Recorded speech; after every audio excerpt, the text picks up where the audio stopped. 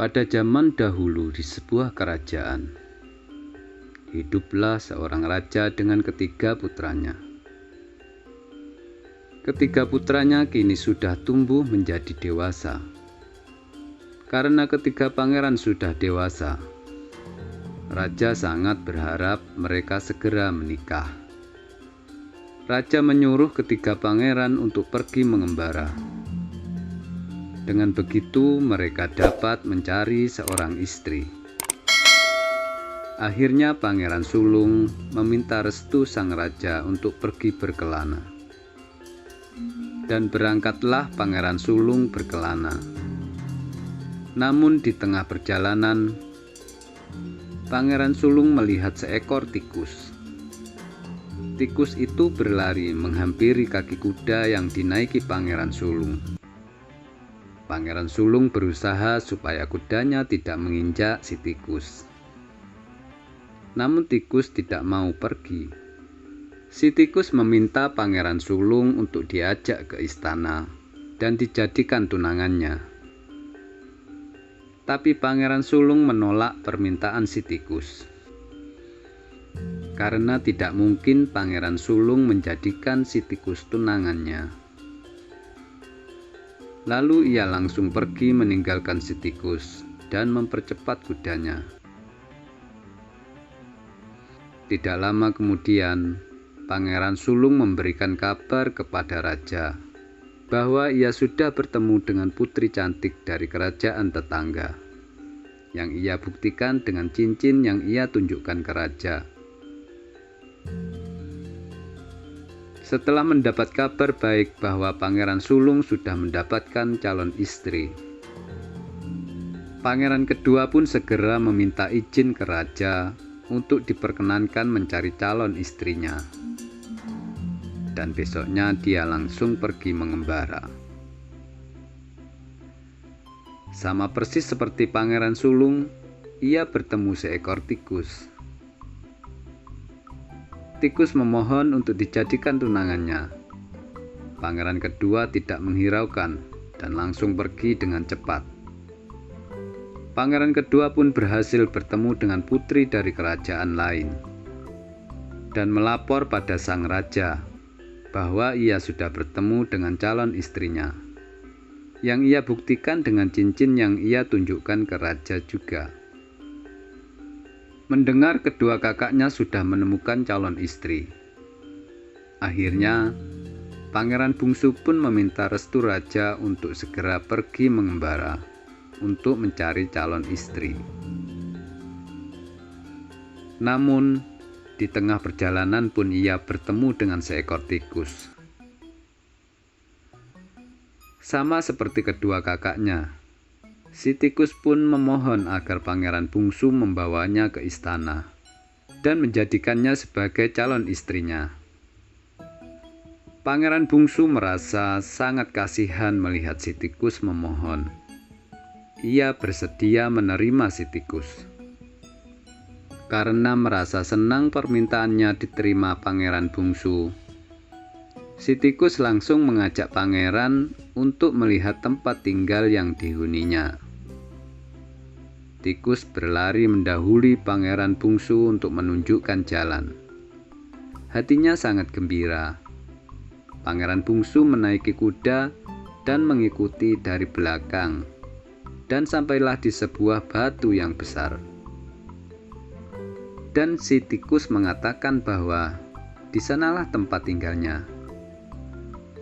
Pangeran Bungsu disuruh menunggu sebentar saat si tikus masuk ke dalam liang kecil. Pangeran Bungsu sangat penasaran. Ia langsung turun dari kudanya dan menghampiri liang tikus tersebut. Setelah ia menunggu cukup lama, akhirnya keluarlah si tikus dan menyerahkan cincinnya kepada Pangeran Bungsu. Cincin itu sangat indah. Pangeran pun menerima cincin itu. Pangeran Bungsu kemudian segera kembali ke istananya dan memberikan kabar kepada raja bahwa ia sudah bertemu dengan calon istrinya, yang ia buktikan dengan cincin yang ia tunjukkan ke raja. Namun, ia sama sekali tidak mau menceritakan dari mana asal putri yang menjadi pilihannya. Keesokan harinya raja memanggil ketiga putranya. Raja berkata bahwa dia ingin memakan roti buatan calon-calon menantunya dan memerintahkan ketiga pangeran untuk menyampaikan pesannya ini kepada calon istri mereka.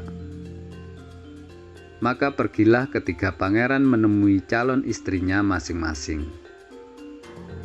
Tetapi sebenarnya pangeran bungsu masih sangat kebingungan saat itu. Ia berpikir bagaimana cara tikus tunangannya membuatkan roti untuk raja. Akhirnya, ia memutuskan untuk menceritakan apa permintaan ayahnya pada tikus tunangannya. Pangeran bungsu langsung pergi menemui si tikus. Ketika sampai di tempat si tikus, ia menanyakan apakah tikus sanggup membuatkan roti. Si tikus menjawab bahwa pangeran bungsu tidak usah khawatir dengan permintaan raja, karena si tikus besok pagi akan mempersiapkan roti tersebut untuk dibawa pangeran bungsu. Pangeran segera kembali ke istana dan sangat berharap tikus tunangannya benar-benar dapat membuatkan roti. Keesokan harinya, pangeran bungsu segera kembali ke rumah tikus.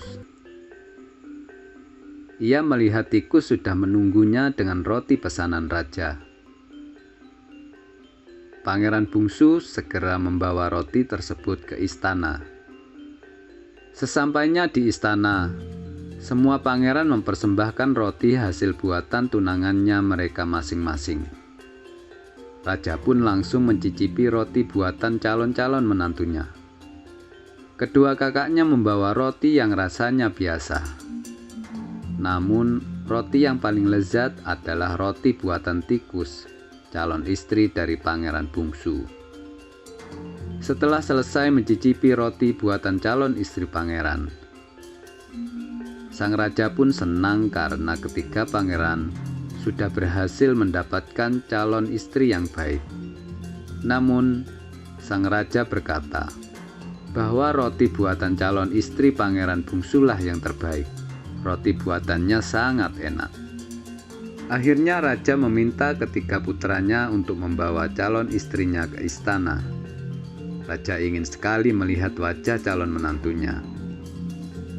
Pangeran bungsu pun mulai kebingungan dengan apa yang harus dilakukannya. Bagaimana mungkin dia membawa tikus ke istana?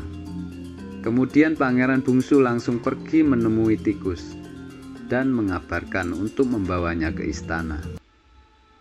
Setelah bertemu dengan tikus, pangeran bungsu mengatakan bahwa raja ingin bertemu langsung dengan sang tikus sebagai calon istrinya.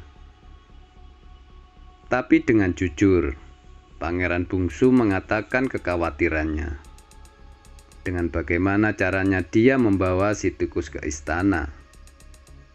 Dan si tikus pun mengatakan agar pangeran bungsu tidak khawatir, semuanya akan berakhir dengan baik. Namun si tikus memberi syarat bahwa pangeran harus menuruti semua kata-katanya. Besok pangeran bungsu harus menyiapkan 1 kulit telur, 2 ekor kumbang, dan 2 ekor lalat.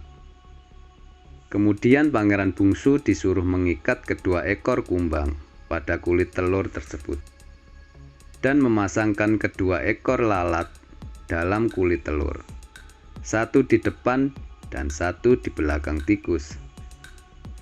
Saat nanti tiba di istana, pangeran bungsu harus mencium si tikus. Setelah mendengar jawaban si tikus, pangeran bungsu pun menyanggupi persyaratan itu.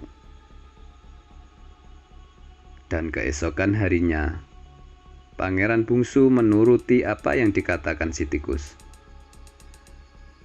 Pangeran sudah menyiapkan permintaan sang tikus. Hatinya pun sedikit ragu dan khawatir apa yang akan terjadi. Tidak lama kemudian, tikus duduk di dalam kulit telur, dan berangkatlah mereka ke istana. Maka sampailah mereka di istana. Setibanya di halaman istana, Pangeran Bungsu pun teringat pesan tikus untuk menciumnya ketika sampai di istana. Maka ketika Pangeran Bungsu mencium sang tikus, tanpa diduga, tiba-tiba si tikus berubah menjadi seorang putri cantik.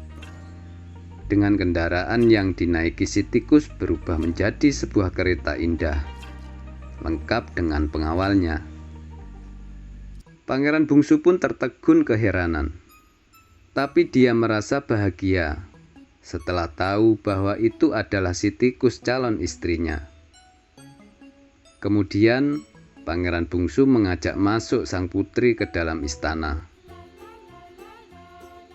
Pangeran Bungsu melihat kedua kakaknya sudah bersama calon istrinya masing-masing. Mereka sangat terpesona melihat kecantikan putri tikus. Setelah mengenalkan calon istri dari ketiga pangeran pada raja, putri-putri tersebut kembali ke istana masing-masing. Pangeran Bungsu mengantarkan putri tikus kembali ke rumahnya. Batu tempat tinggalnya berubah menjadi istana yang indah dan megah. Ternyata putri terkena kutukan penyihir jahat, sehingga istananya berubah menjadi batu dan ia berubah menjadi tikus. Akhirnya putri dan Pangeran Bungsu menikah dan hidup sangat bahagia. Pesan dari cerita ini adalah jangan melihat orang lain dari penampilan luarnya saja. Setiap orang memiliki kelebihan yang mungkin kita tidak tahu. Sekian cerita kali ini. Sampai jumpa pada cerita berikutnya.